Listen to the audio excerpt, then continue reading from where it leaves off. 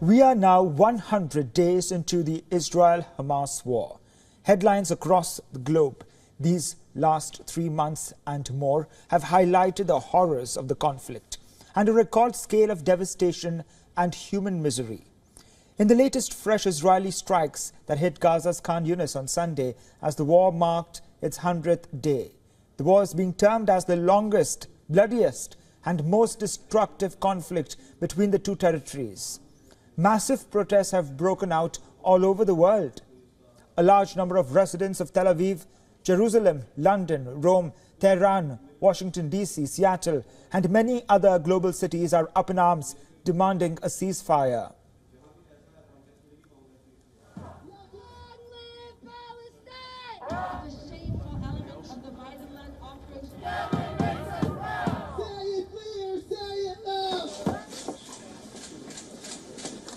בטבת תשפ"ד 24 בדצמבר. אנחנו מציינים היום 100 ימים. We today mark 100 days of war, 100 days since terrible days on which our citizens were slaughtered and kidnapped. We are continuing to the war, its conclusion, and the total victory until we have achieved all of our objectives, the elimination of Hamas, the return of all of our hostages, the guarantee that Gaza will never again pose a threat to Israel. We will restore security both in the south and in the north. No one will stop us, not The Hague, not the axis of evil, nor anyone else. וגם לצפון. Meanwhile, Israel and Hamas have reached an agreement through Qatari mediation to transfer medicine to the hostages held in Gaza. The first lot of medicines have reached the hostages. This marks the only time the warring sides are reaching a deal since the week-long ceasefire lapsed in December. On the other hand, United States Secretary of State Anthony Blinken set out a path forward to Gaza peace after his latest West Asian tour. Blinken has made multiple visits to the region as the United States continues to balance Israel's offensive.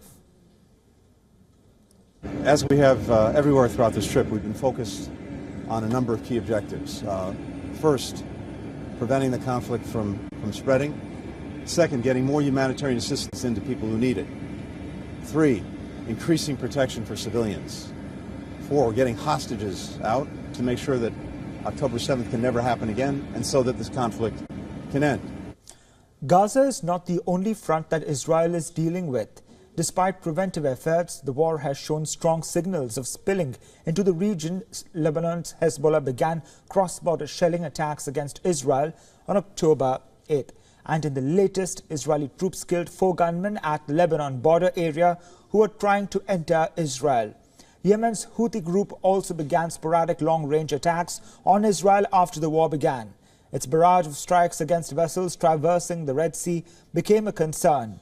The Red Sea is a critical channel for world trade.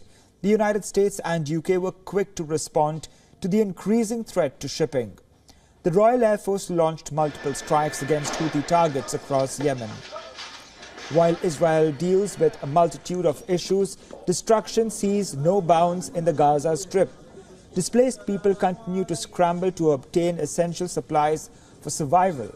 The Israeli offensive in the Gaza Strip has left Palestinians on the brink of death and darkness.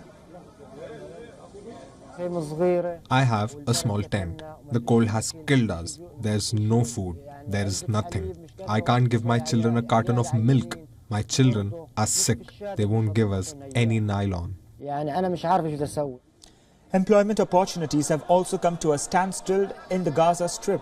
Israeli authorities have barred Palestinian workers with permits from entering Israel, and able-bodied people are looking for other avenues of work.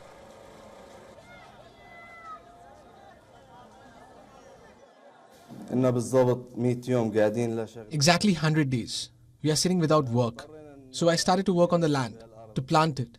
My father has land behind the house, where we can plant onion, radish, lettuce. We are preparing for Ramadan. There is no work in the city. People now are managing their tasks without getting workers. We don't have another source of income in our life. We used to rely on work in Israel. Israel is closed now. And we are just sitting, playing cards. This is our life.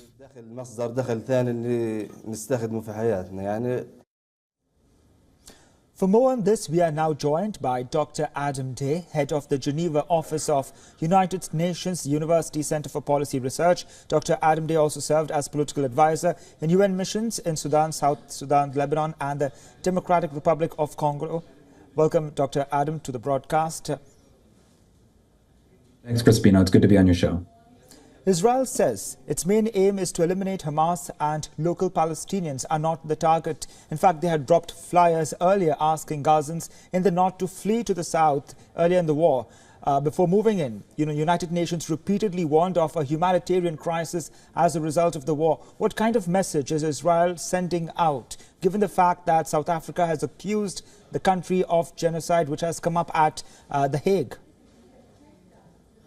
I think the main message right now is that they're not finished yet. If you think of the three objectives that Israel has, it's destroying Hamas's leadership, eliminating the infrastructure in Gaza, and getting the hostages back. With only a third of the hostages back, many Hamas leaders still around, and the infrastructure still present in both the north and the south. I think the real message is we're not finished yet, and I would anticipate an increase in intensification of the conflict in the south in the coming period as they start to focus more on where they think the Hamas leadership and the hostages are. But I don't think it's over in the north either. And I don't think that the north is a safe place to go back to yet. Philippe Lazzarini, the head of the UN Relief and Works Agency, said that much of that part of Gaza is not habitable. And so I think we're in a place where the message really is that we're still in the intense period of military operations, and there isn't really a vision for that day after that you mentioned a bit earlier in the program.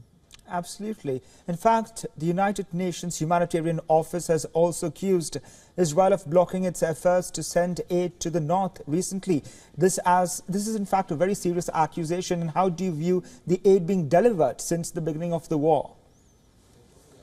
Yeah, I heard the UN officials, the Office of the Coordination for Humanitarian Affairs, referred to a systematic refusal by Israeli officials to allow aid into hospitals in the north.